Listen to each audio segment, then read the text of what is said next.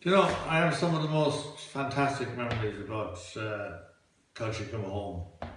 I mean, from the late 60s onwards, not only did Culture people plan their holidays in England to coincide with the Culture Come Home week, but people we knew from all over the rest of Ireland, especially the west of Ireland, they also arranged their holidays so that they could come and visit the Culture Come Home week because at the time it was wonderful, but in later years, now that I look back at the programs of events, there was such a vast array of events that, and it must have been the most awful time-consuming effort to produce all these things. I mean, there was something for everybody.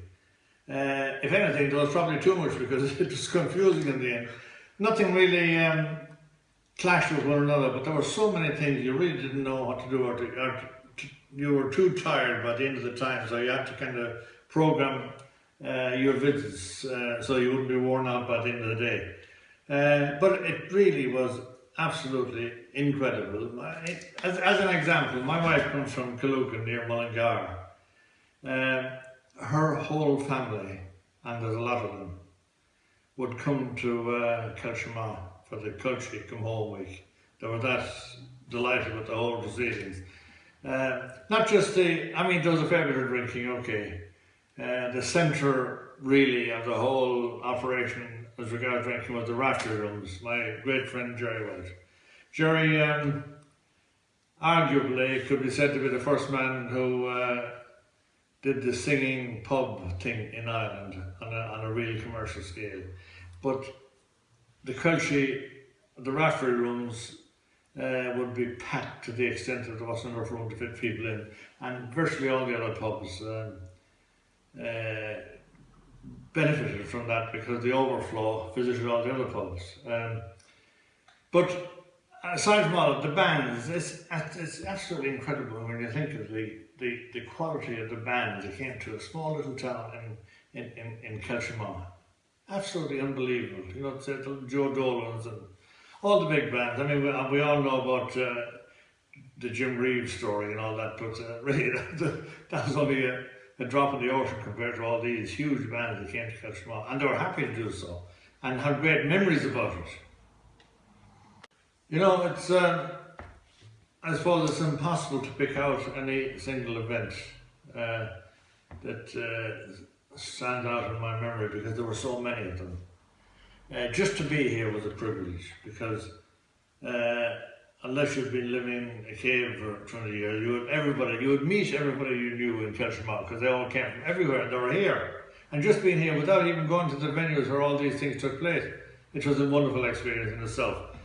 I mean, you had some people were at the time thought that they were rather silly events. Like, for instance, there was a crazy football game with the ladies of the town, for instance, the most prominent ladies in the town had a football game down on Chris Benson's field down in Liston, and it was absolutely incredible. You know, they didn't take it that seriously, although one or two of them were actually were hoping to do a Croke Park, I think, but nevertheless, and they weren't quite sure which way they should be kicking the ball out there. It didn't seem to matter. After a little while, it didn't seem to matter. But they had things like a cow pat prize, to best cow pat.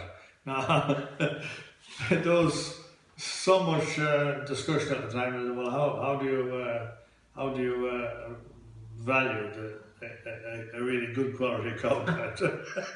And there were those who actually encouraged their cows into certain areas that they would. But it was all great fun. It really was great fun. There was children's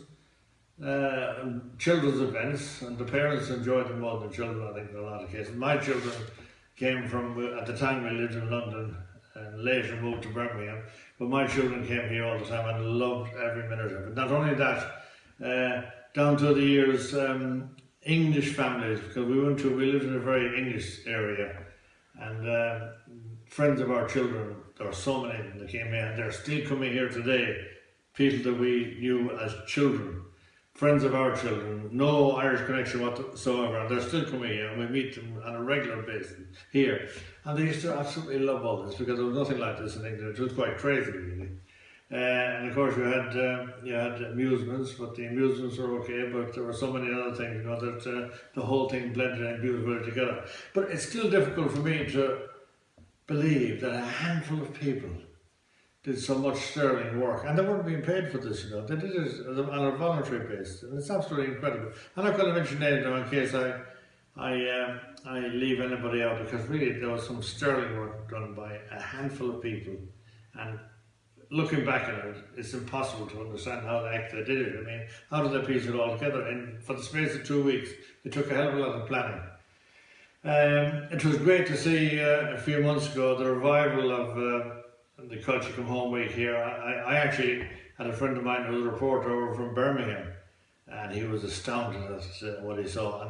And you know, if it's going to be revived, which we believe it is, and we all hope, everybody hopes it is, because it was such a wonderful success, that it brings back so many fond memories of those of us who experienced the thing in the flesh all those years ago.